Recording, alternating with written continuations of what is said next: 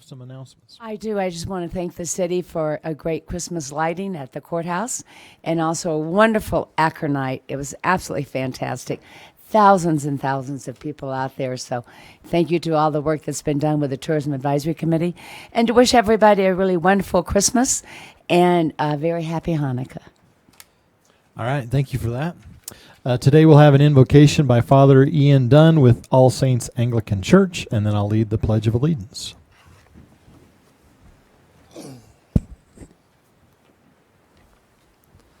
Let us pray. Heavenly Father, we thank you that we get to call this beautiful city, Prescott, our home, and for the men and women who you have called to lead us. We pray for all those who faithfully serve our city, especially the firefighter whom we honor today. Bless, protect, and guide them. As our city council convenes, give them wisdom and discernment as to how to best use the resources you have given us, that they may establish for our governance only such things as please you, to the glory of your name and the welfare of your people. Through Jesus Christ, your Son, our Lord. Amen. Amen. Please join me in the Pledge of Allegiance to our flag. I pledge allegiance to the flag of the United States of America and to the republic for which it stands, one nation under God, indivisible, with liberty and justice for all. All right. Thank you, Father. Let's call roll, please. Mayor Mangarelli, Here. Mayor Pro Tem Orr, Here. Councilman Blair, Yes. Councilman Good, Here. Councilmember Roosing, Present. Councilwoman Scholl, Here. Councilman Sischka. That's making me do it. All are present. All right. Thank you for that. Presentations. Prescott Fire Department Employee of the Year.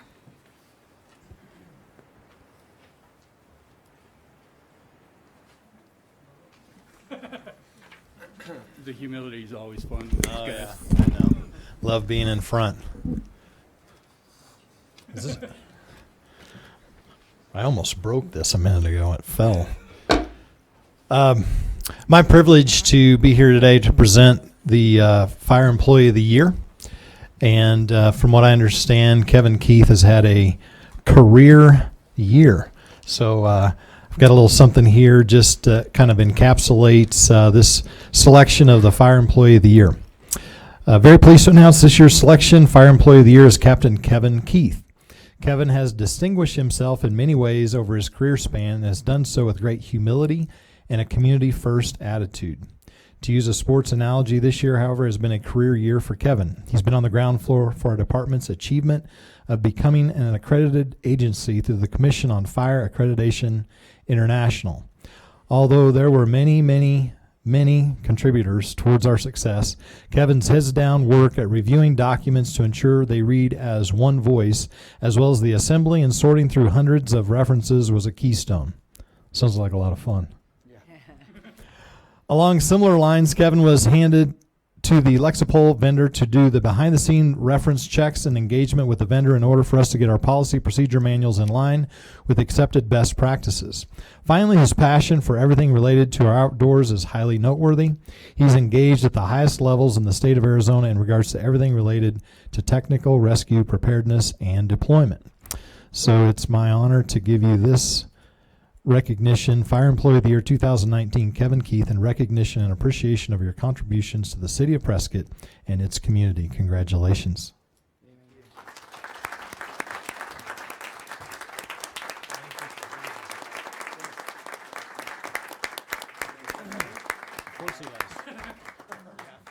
Okay. Well, I'm just really grateful for this honor and especially the people that I've surrounded myself with.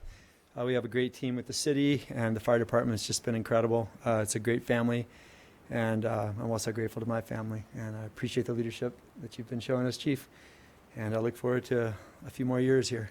So, thanks so much. Very good. Awesome.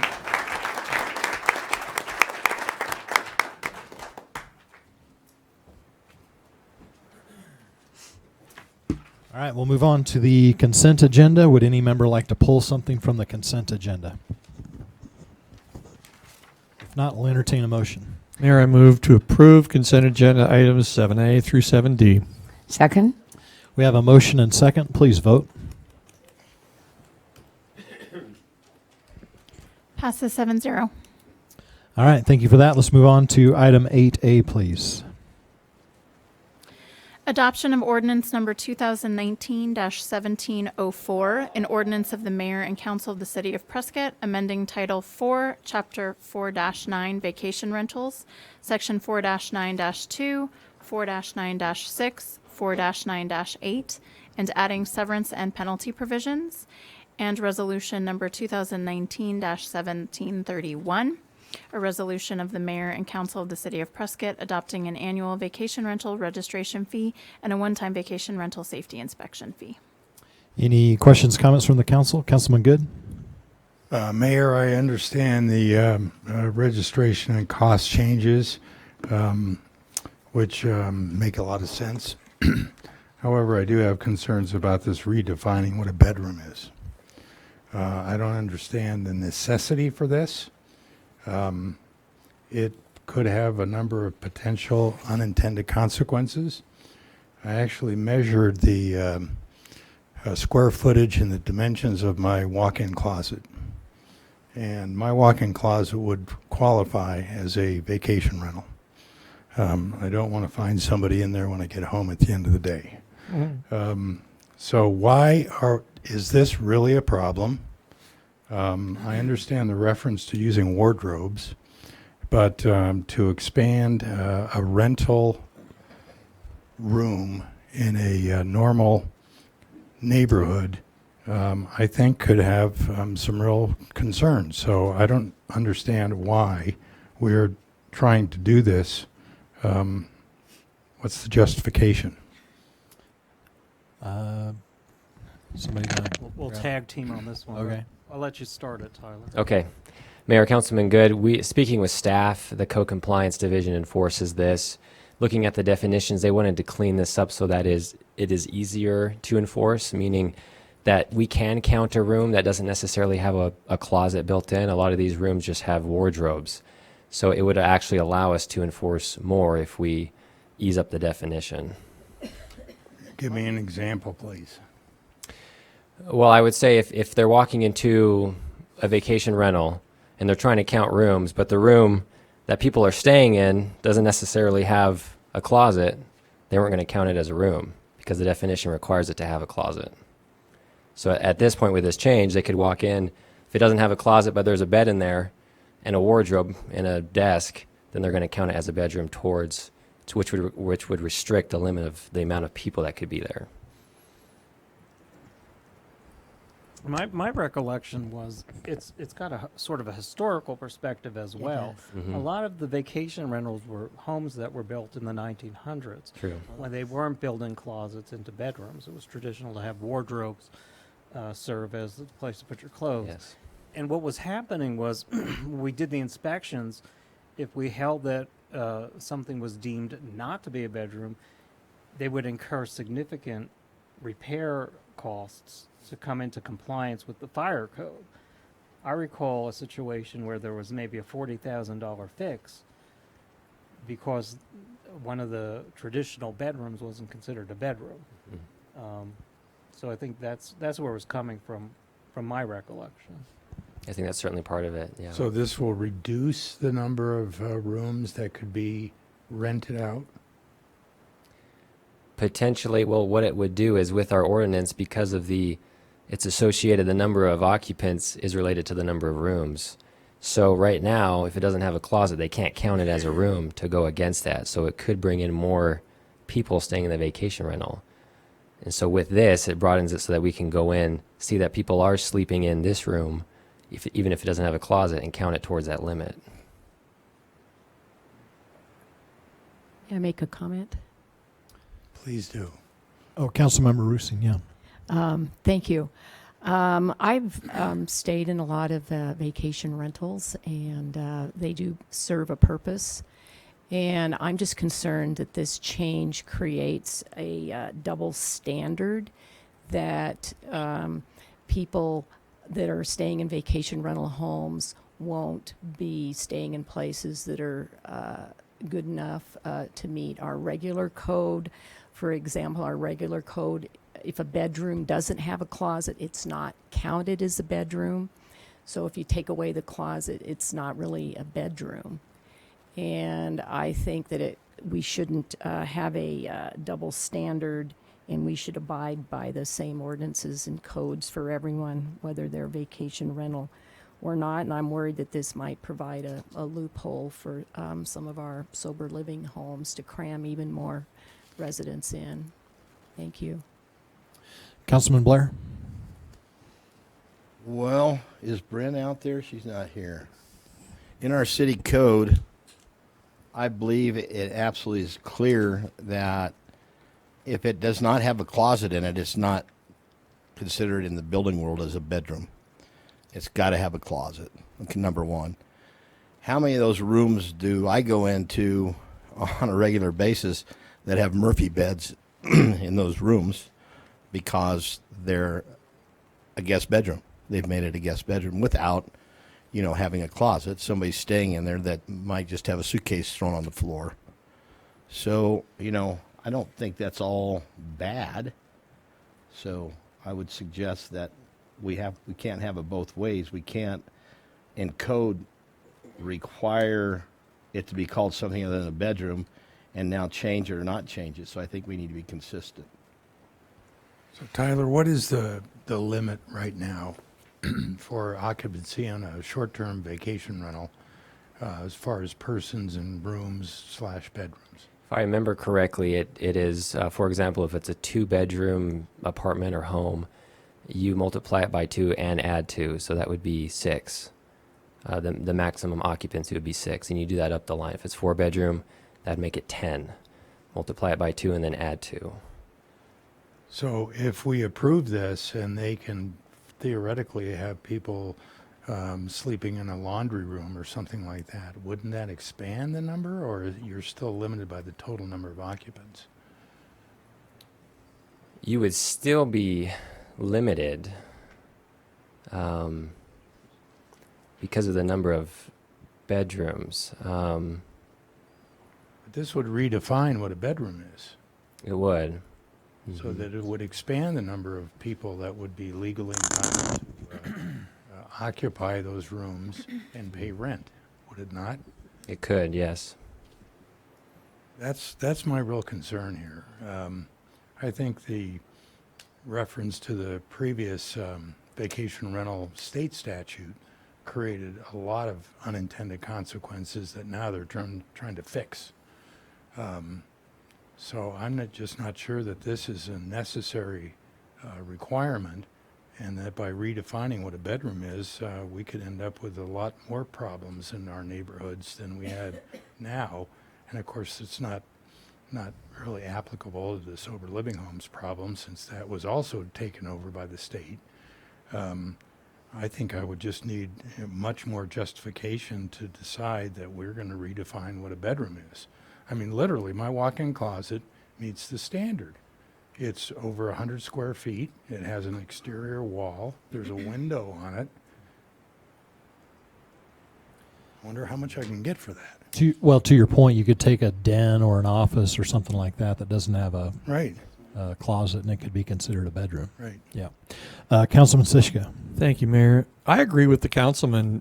My question is there a different way that you could describe a bedroom which wouldn't require it to have a closet? Perhaps. I don't know if that could. Yeah, I guess that's a Matt question. I can just read how the definition reads now. A bedroom is an area of a vacation rental normally occupied for sleeping and being heated or cooled by any equipment for human habitation, which is 100 square feet and greater in size, with at least one horizontal distance measuring at least 7 feet, having 4 walls to the ceiling, at least one of which is located along an exterior wall with a window.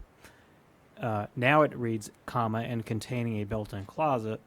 The suggestion is to remove the "and containing a built-in closet" and leaving the remainder of the definition of what a bedroom in a vacation rental consists of.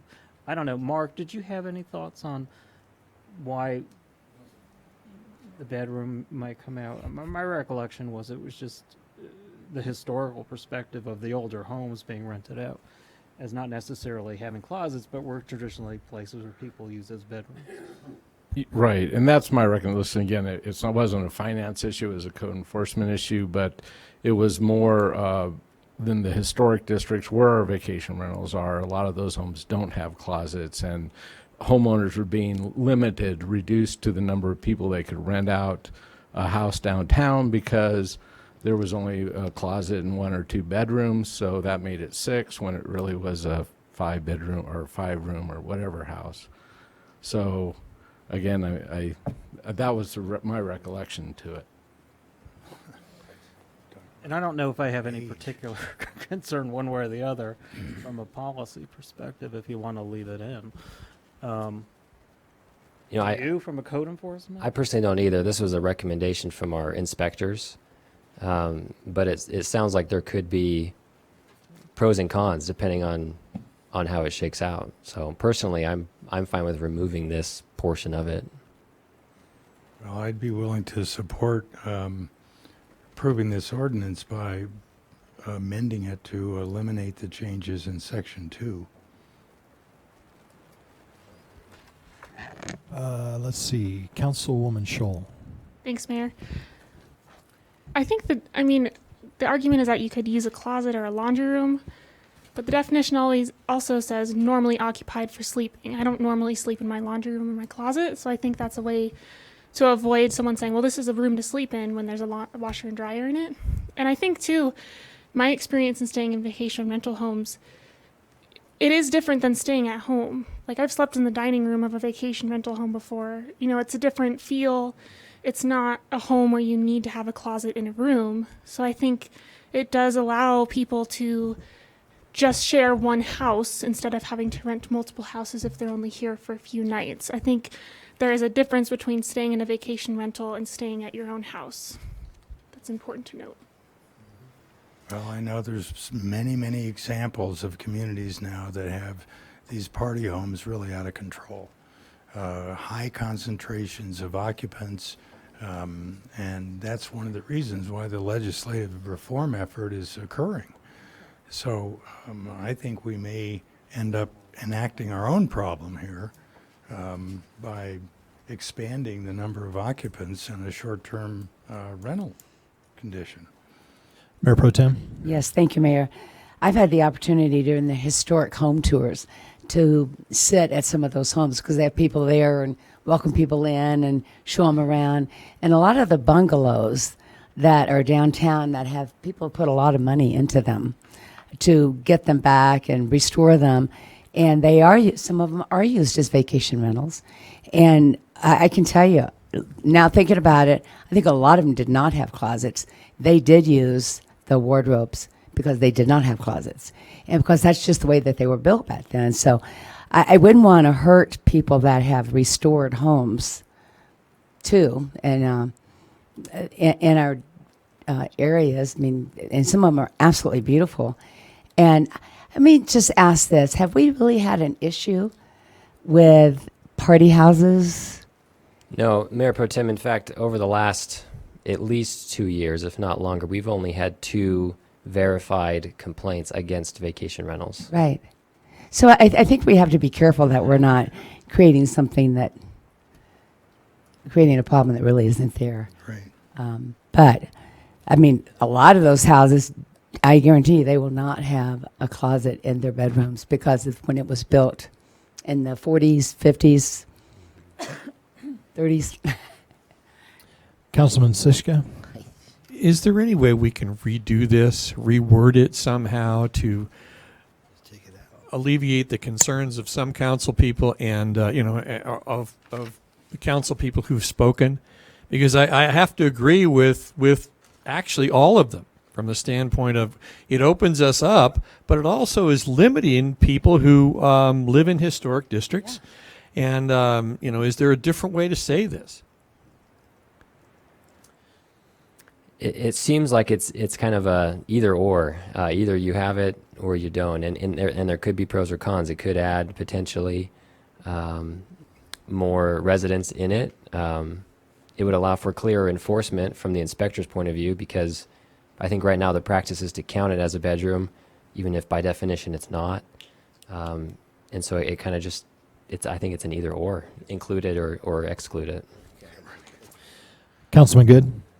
Well, I was just looking at the background here, and I think that the two complaints over the last couple of years were related to the costs and the inspection costs, were they not? They were not, at least not the complaints coming in from others, neighbors, someone across the street. It's usually parking, and then one home was actually hosting a seminar that brought in dozens of people and dozens of vehicles into a neighborhood. Well, from the way I see it, this would just exacerbate that kind of a problem. So if we really don't have a legitimate issue here, it kind of falls into that category, if it ain't broke, don't fix it. So again, I would restate that I'm willing to approve adoption of ordinance number 217-1704, resolution number 2019-1731, excluding the reference to bedroom definitions under section 2, and approving the remaining proposal on changes to the vacation rental ordinance and fee structure. Was that a motion? I'll second it. Okay. So we have a motion and a second on the table. Let me go to Councilmember Rusing. I would just like to clarify one thing, Tyler. Thank you.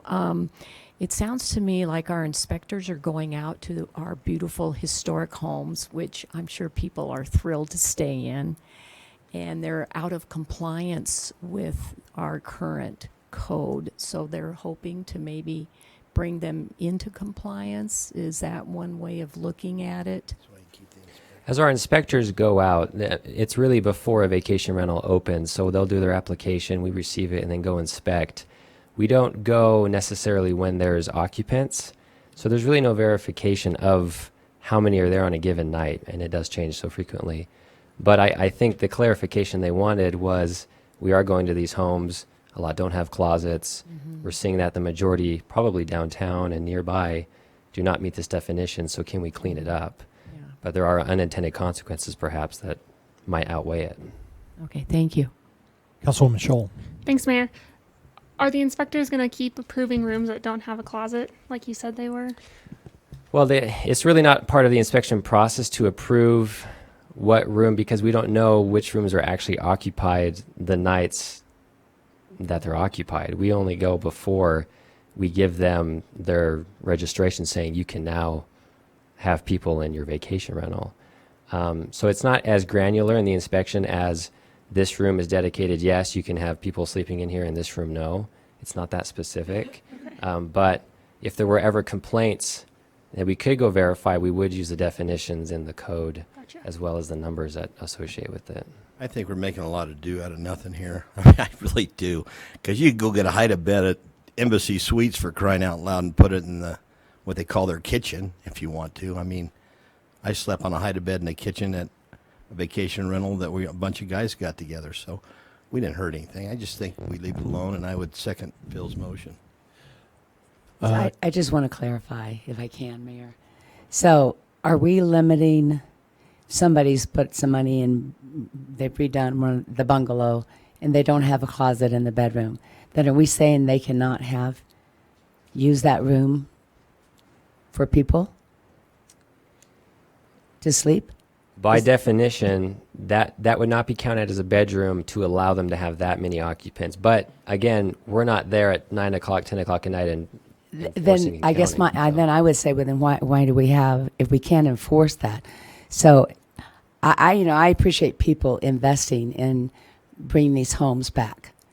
And if they are bringing it back and they stay there one weekend a month because they want to be in Prescott, and then they rent it out the rest of the time, as long as it's not an issue as far as, being bad something for the neighborhood, I don't know why we would limit what they can do. I mean, if somebody wants to sleep in the bedroom, they should be able to put somebody in the bedroom, right? Yeah, Mayor Pro Tem, I believe that in practice, they're probably not reading our definitions and holding themselves to that standard, if that makes sense. I don't understand why we have a law. I do think there's an issue, though, about what the owner is able to advertise in terms of occupancy. Correct. That's where it's not your enforcement Correct. that's limiting. It's what you put out on the internet in terms of how many people you can accommodate. Right. Yeah, that's my concern. That's my concern also, Michael. Is are we limiting people as far as what they can advertise the capacity of their house is, which is reasonable. It's a bedroom. People can sleep in the bedroom, right? So I think some of what you're hearing here is the contentiousness of this is because of other municipalities having problems that we don't want to be in that boat. Correct. I also think what you're hearing is with the historic homes, I don't think there would be a lot of complaint here in regard to what is a legitimate historic bedroom that doesn't have a closet. The problem is the unintended consequence of changing it, and then you have maybe not a flood, but several folks who go, oh, I could use my dining room, I could use my den, I could use, So that piece of it, I feel like needs some work. There's probably a way we're not going to figure it out right now. But if you'll go back and try to figure that out, we don't want to limit folks who have legitimate bedrooms without a closet, but we also don't want to open up the floodgates. So we have a motion right now, as Councilman Good made with a second. The motion is what, Phil? That we approve the adoption of ordinance number 2017-1704 and resolution number 2019-1731, approving changes to the vacation rental ordinance and fee structure, but amending changes in section 2 of ordinance number 2019-1704 and eliminating the recommended definition of a bedroom being changed. Okay. So, yeah, and the charter requires us to read the ordinance with the amended motion. So it'll be the same ordinance with a revision to section 2, which will define a bedroom as bedroom, an area of a vacation rental normally occupied for sleeping and being heated or cooled by any equipment for human habitation, which is 100 square feet and greater in size, with at least one horizontal distance measuring at least 7 feet, having 4 walls to the ceiling, at least one of which is located along an exterior wall with a window and containing a built-in closet. Everybody clear on the motion? There's mud. Please vote. Pass the 7-0. So I have a pull-out couch in my den, and Stop. And you maybe can rent out that closet now. That's right. All right. You know what? If it's 100 by 100, go for it. That's what it says. Let's move on to item 9A, please. Public hearing and consideration for a new Series 10 liquor license from Timothy Scott Miller, applicant for Sheldon Street Gas and Grill, located at 801 East Sheldon Street. The application has been paid. The sign has been posted the required 20 days. Staff has reviewed the application and determined that it is in compliance, and no public comments have been received. All right. Do I hear a motion? Is the applicant here? I'm sorry. I don't believe Okay. so, no. I'll entertain a motion. Mayor, I move to close the public hearing. Second. Motion second. Please vote. Passes 7-0. Mayor, I move to approve recommendation for liquor license application number 83647 for a Series 10 beer and wine store liquor license for Sheldon Street Gas and Grill, location 801 East Sheldon Street. Second. Motion and second. Please vote. Passes 7-0. All right. Are we done with that one? We are. All right. Let's go to the regular agenda, item 10A, please. Oh, we have one more. Oh, I'm sorry. liquor license. That's okay. Person to person. Yep. Public hearing and consideration for a person-to-person liquor license, Series 7, from Kelly Christina Cabral, applicant for Prescott Junction, located at 1121 East Sheldon Street. The application fee has been paid. The sign has been posted the required 20 days. Staff has reviewed the application and determined that it is in compliance, and no public comments have been received. I do know that the applicant is not present today. Okay. Thank you. Entertain a motion. Mayor, I move to close the public hearing. Second. Motion and second. Please vote. Passes 7-0.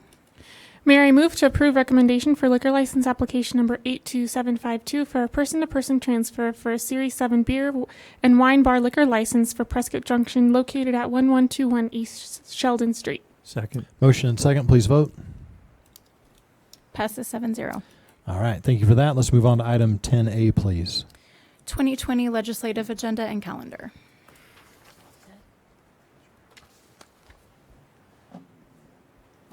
Barry, good to see you again. And thanks for coming up and helping us facilitate the strategic planning session. We're very excited to see and hear all the things you're going to do in the legislature this year. Thank you, Mayor. So am I. You should have before you the 2020 legislative agenda. I am not going to read the guiding principles because I think they have been relatively standard, and my recollection is, Tyler, we haven't made any major changes in guiding principles. I would like to go over a few things with regard to the 2020 city objectives. As I mentioned in your study session before, we will continue to support Senator Fan in her maintaining $1 million a year appropriation for the hot shots. Last year was the current budget year was the first year. We have 6 more years to go, and I believe that'll be in there. We'll be working to continue that along. State Park in Prescott, it's generic. I will tell you that Representative Campbell did instruct me to have a bill drafted for him, which actually came back while I was driving up here today. I saw it when I got in. That would appropriate $5 million for a state park, and it would be an appropriation to the city of Prescott with the string attached that it be used for that. It is a worthwhile endeavor.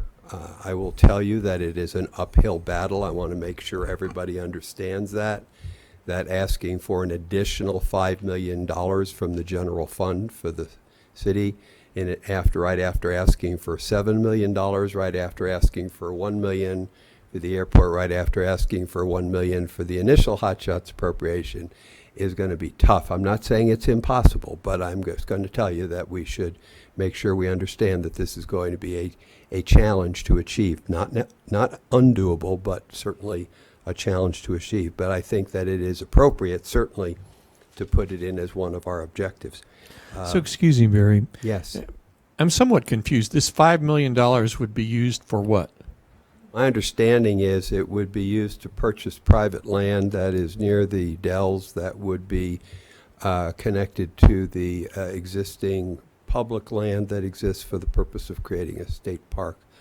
So we're talking about something connected to what we're talking about currently with the controversy between AED and Save the Dells?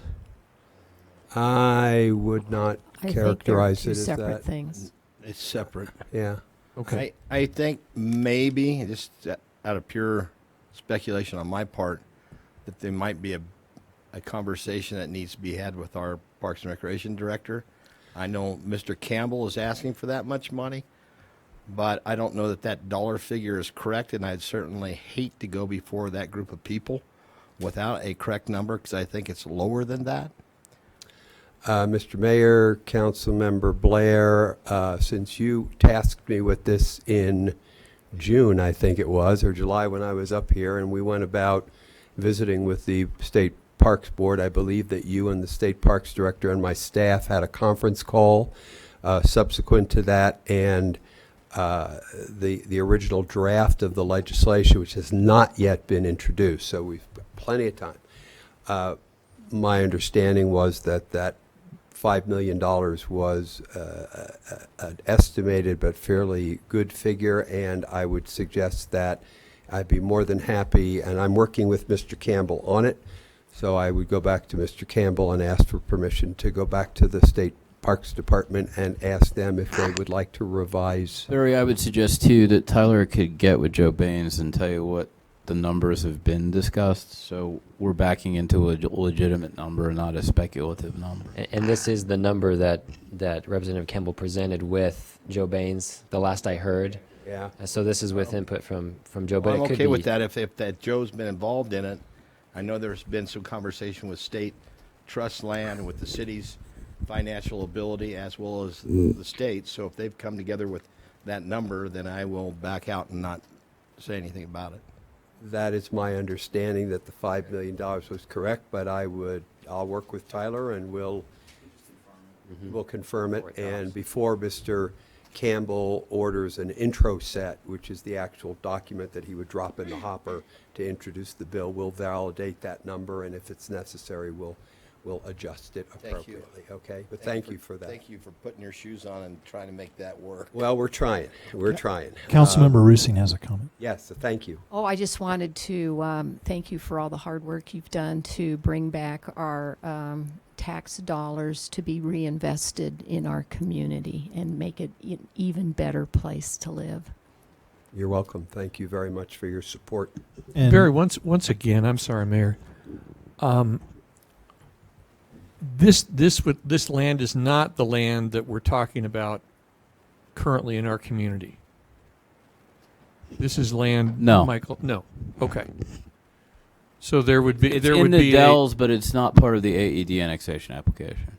okay. So there would be a state park, and then there would be this other land. All the land in discussion, both AEDs and this land, are contiguous.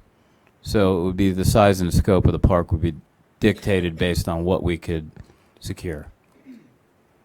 Mm. Mayor Pro Tem. Well, I do have a little bit of a concern with the string that's attached, that it has to be a state park. When I look at what the city has done with its money to acquire, would what we've already spent all of our money on be turned into the state park as well? I mean, it's the city. I don't think that's kind of yet to be determined. I do know that I just got from Joe the number that we would need is about 5.3 million, actually. I'm sorry, the question came up. It just went up, didn't it? Yeah, probably every time we talk about this, it'll go So up. my question is, will then the city be turning over what we have spent our money on? No. Will we get reimbursed? No. No, this would be, the state park would be what they secure. And Mr. Baines is comfortable with whatever limitations the state would put on. And this is not the AED we're talking about. That's not the AED. I mean, there are consequences of having a state park, and we just need to think that all through, if that's really what's best for what we want. Yeah, valid concerns. I think we're maybe getting a little ahead of ourselves. Let's see if we could get the funding, and then I think we probably all have thoughts about how that area is managed. You know, we don't want to lose control, particularly over those areas where we have concert venues and car shows and all those kinds of things. So, but I think that can be worked out if we get over this not insurmountable hurdle, but it's a big ask. Mayor, I just want to caution you. I'm not shying away from it. I will give it my all, and I know that Mr. Campbell is very committed to it, and he's talked to the president, Mr. Pierce, about it also, and I suspect that they would give their unqualified support to it. However, $5 million in a year when they're already doing the budget, I mean, they're already holding the hearings and getting the comments, and when they're trying very, very hard to limit additional discretionary, this comes under the discretionary spending limit. Let's not make any bones about that. I mean, this is not essential spending. I can justify it very easily as essential spending for Prescott, but it's not essential spending when it comes to the state budget, and it is out of the general fund. Councilmember Rusing.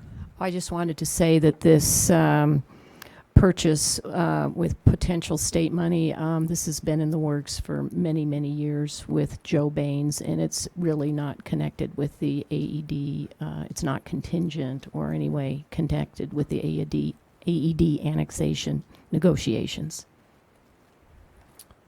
All right. I think Next. we've exhausted that one. Yes. Next is the IRS Code 115 trust option, which we discussed in the study session earlier today, and unless there are any questions. The understanding we have from Mesa is that it's not necessary to get legislative approval for this. So if that is indeed the case, then you really don't need to secure us anything in terms of the legislature.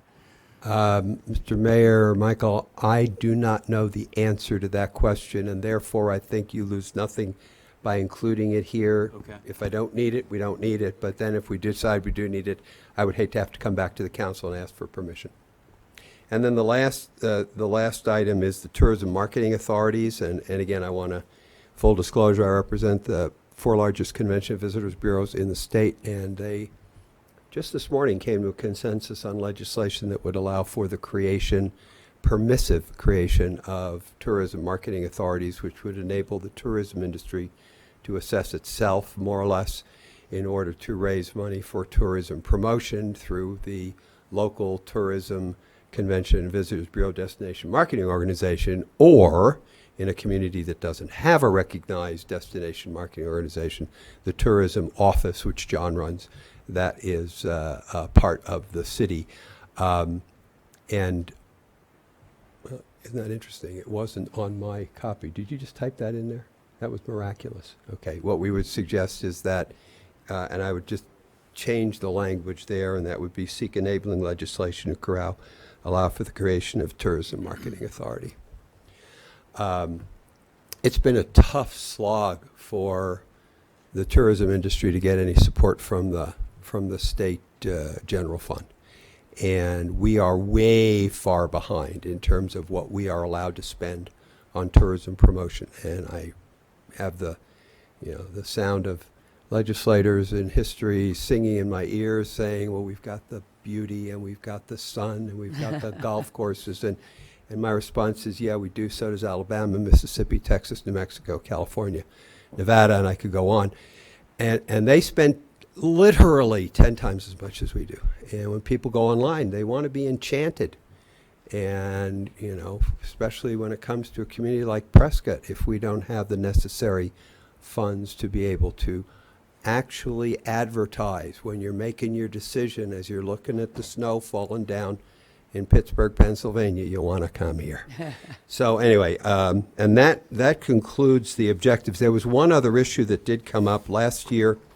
We supported the provision that would treat the peer-to-peer car sharing the same way that car rentals are taken care of, so that we could gain the tax revenue from it and so on and so forth. We supported that position, and I would ask that you allow me to continue that position. We supported Senator Livingston on that last year. I think it's in our best interest to continue that position too. And with that, Mr. Mayor, I would ask you to adopt the 2020 legislative program. Very good. Any other questions, comments from the council? Do you mind, Mayor, if I ask Barry something? Barry, is there any value to bringing things forward that have more of a symbolic meaning than actually are going to get anywhere? And one thing I have in my mind is we continue to have this discussion in this community about water, and unregulated wells and unmetered wells and unregulated septic tanks, and the ability to build a house without a water allocation in unincorporated Arizona is problematic to everybody's AMA. And where we're trying desperately to follow conservation best practices, is there value to communities like the city of Prescott that are doing a good job to continue to bang that home?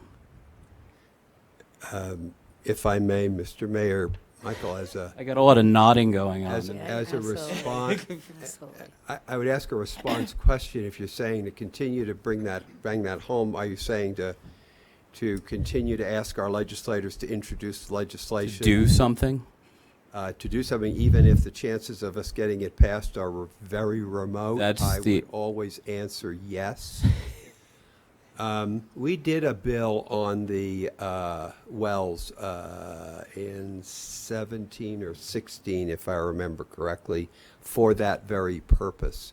And after I got taken behind a barn and had the crap beaten out of me by the competing forces on that thing, and we didn't even get a hearing on it. However,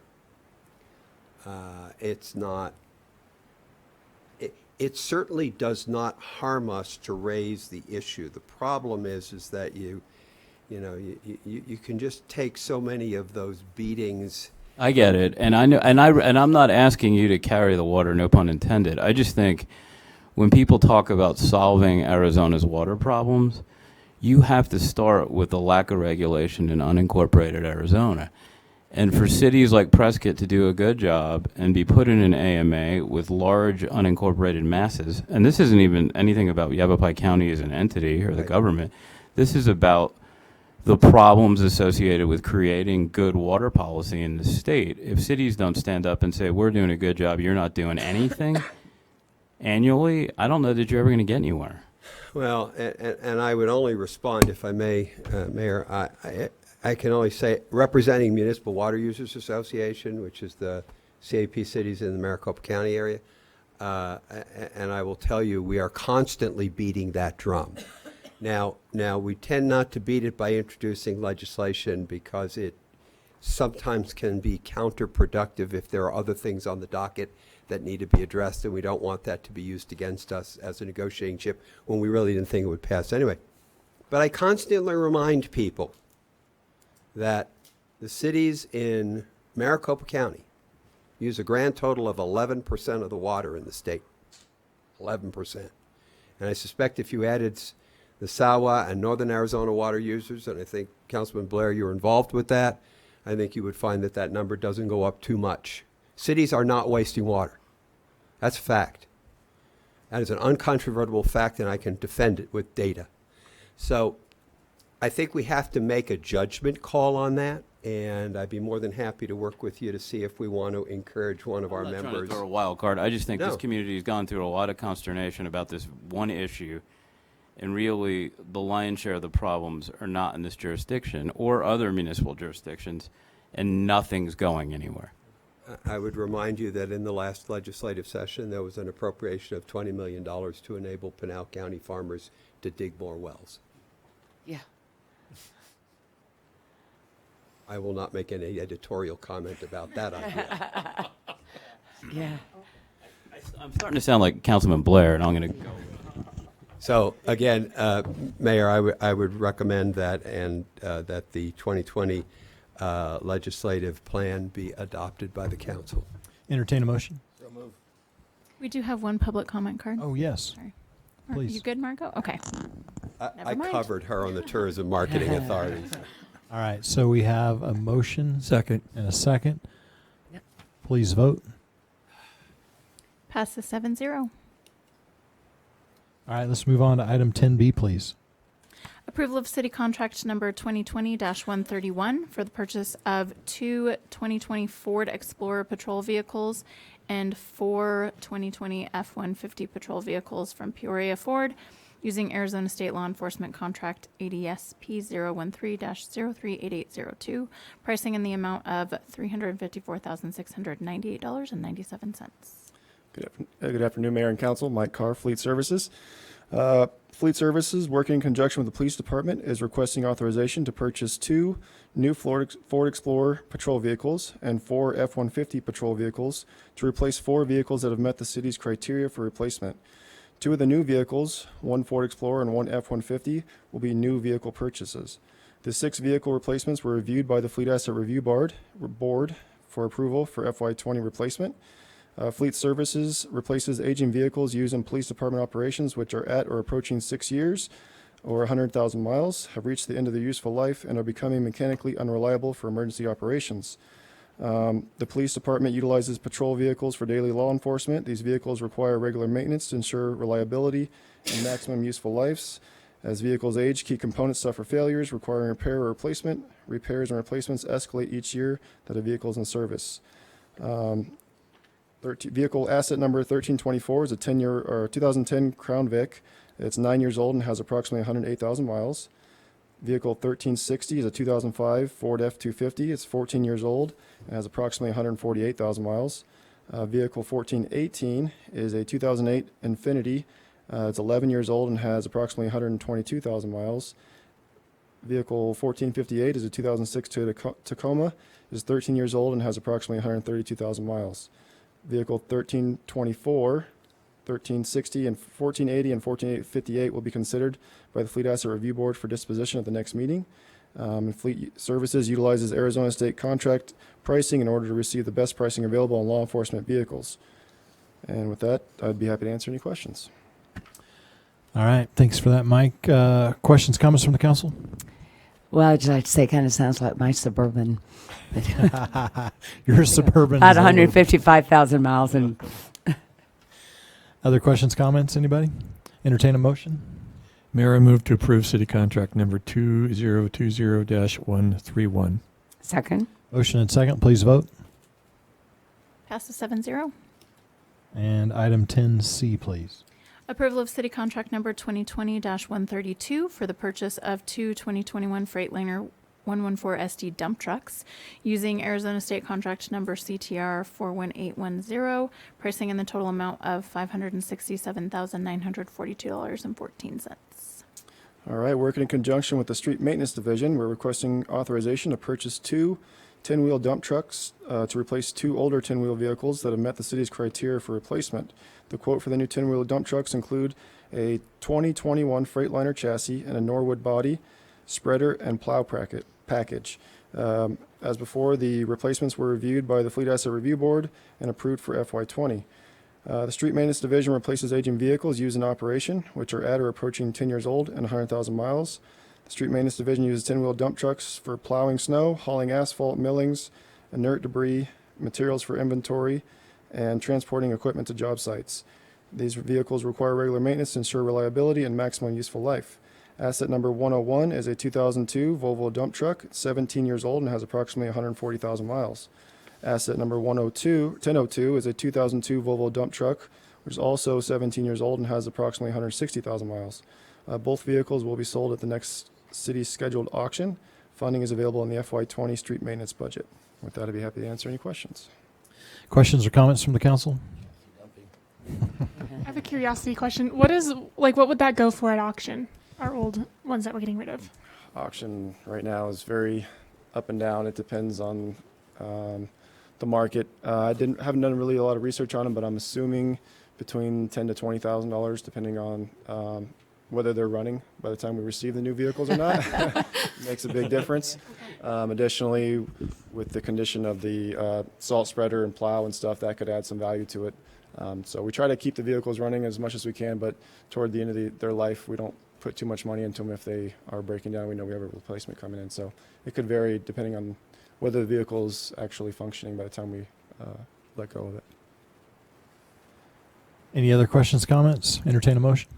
Mayor, I move to approve city contract number 2020-132. Second. Motion and second. Please vote. Passes 7-0. Thank you.